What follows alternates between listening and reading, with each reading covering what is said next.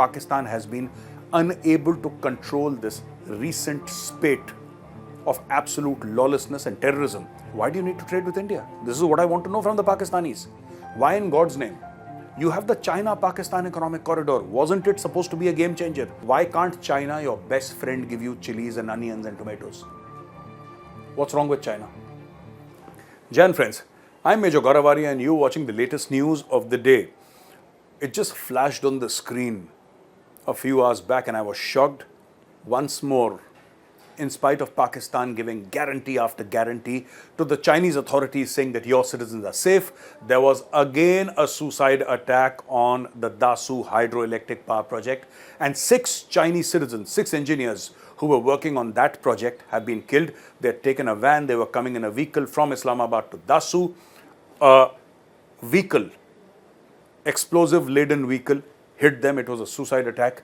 And those 6 engineers, earlier they were saying 5 were killed, now the latest update is 6 of the Chinese engineers have been killed. This in spite of the fact that Pakistan has raised 2 divisions, 2 infantry divisions, between 25 to 30,000 people, at least 25,000 people, if not more, at least 25,000 people, specifically dedicated to protecting the Chinese in Pakistan. I don't know how many Chinese are there in Pakistan, but 2 infantry divisions should be more than sufficient. Pakistan has been unable to control this recent spate of absolute lawlessness and terrorism.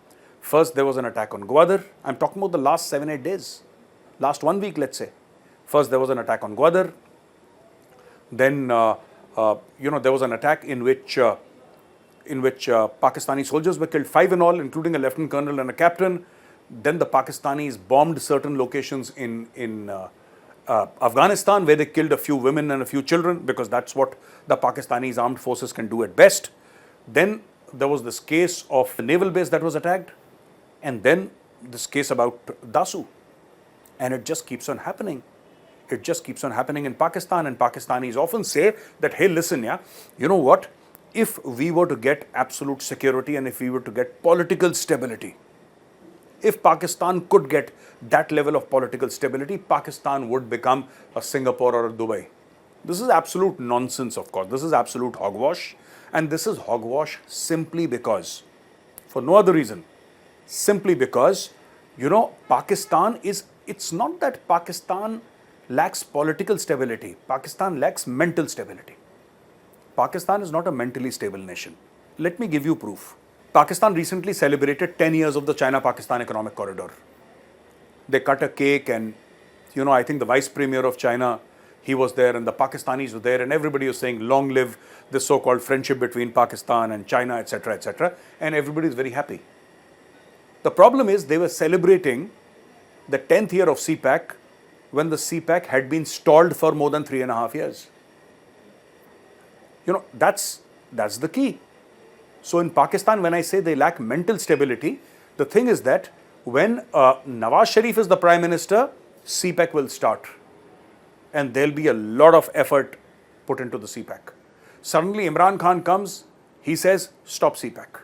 CPEC will stop. Then suddenly Shehbaz Sharif will come, he'll say, start CPEC. The CPEC on, CPEC off. This game goes on in Pakistan.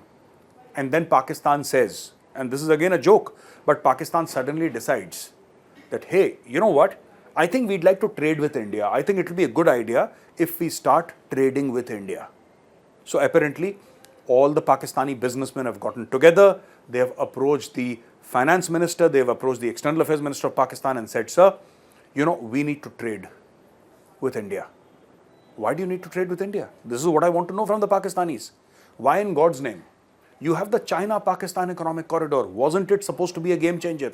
Wasn't it supposed to be an event or a project that would change the lives of common Pakistanis forever?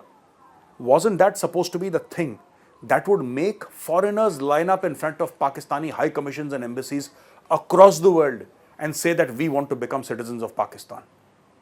Wasn't CPEC supposed to be the ultimate game changer in which Pakistan would become like Dubai? Wasn't that supposed to be the case? What happened? Today you say tomatoes are expensive, you say chilies are expensive, you say onions are expensive. Why can't China, your best friend, give you chilies and onions and tomatoes? What's wrong with China? And why in God's name? And this I'm asking to my Pakistani viewers, and if you're there, please write in the comment section, why in God's name can't you get these simple things like onions and tomatoes? Why can't you get them, right, from China? You want to do trade with India? No, we don't want to do trade with you because we have suffered in the past. Because of your idiotic policies, because of the fact that you can't make up your minds, because you support terrorism, because you are a terrorist nation, all of these factors. Now, ladies and gentlemen, look at what has happened in Russia. Let me take you to Russia for a minute. What has happened in Russia? You would understand that what's happened in Russia is a clear case of terrorism. 4 Tajiks were captured and they were presented in court, all beaten and swollen, etc. But they were interrogated thoroughly and they were presented in court, in a Russian court. And a report has come which says that Pakistan and Turkey together, in which Pakistan does the training of these terrorists from Central Asia, especially Tajikistan, Pakistan has done it in the past. Pakistan has trained terrorists. They come, anybody who's a radical wants to get indoctrinated, wants to learn how to use weapons, Pakistan is your place.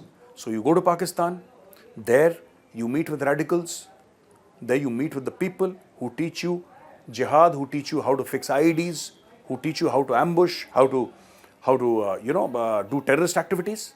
And then these guys, after learning from the Pakistanis, they join the Islamic State, the Khorasan chapter. They carry out so many activities inside Afghanistan or wherever they want to operate, after which most of them go to Turkey. And Turkey provides safe haven. Turkey provides absolute safe haven for all these people from the Islamic State or from Al-Qaeda.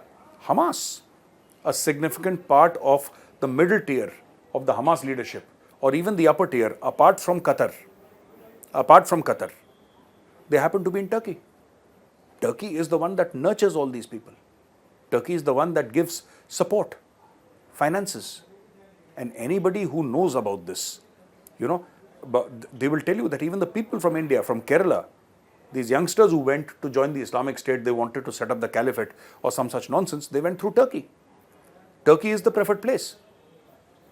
Now, what I'm saying here is that, you've heard about Turkey, about Pakistan, about Russia. But what about India? Is India safe? You heard about that ISIS, the person who wanted to join ISIS, that fellow from IIT. Just imagine, you join IIT after class 12th. Obviously, he did not get indoctrinated when he was at IIT, because in IIT there is no time to get indoctrinated, etc. IIT is like a pressure cooker. And even if it had taken 2 to 4 years to get indoctrinated, which means that this guy was getting indoctrinated from from at least class 8th or class 9th. And he said that his stated aim was to join ISIS because he wanted to kill Hindus. And that is what he had thought about. So there are sleeper cells within India. As I often say, ladies and gentlemen, mark my words, there is intent and there is capability. To carry out any operation successfully, you need either intent or capability. Today, the ISIS cells, they have the intent. The day they have capability, they will try and act against India. We need to be extremely careful. Extremely careful. There is danger all around us, and the biggest danger to India, biggest danger. There are dangers from outside. There is danger from China. There is danger from Pakistan. But our biggest danger comes from within. Thank you very much for watching this video, ladies and gentlemen. If you like this video, press the like button. I'll be back again tomorrow with another fresh video. Till then, Jai Hind.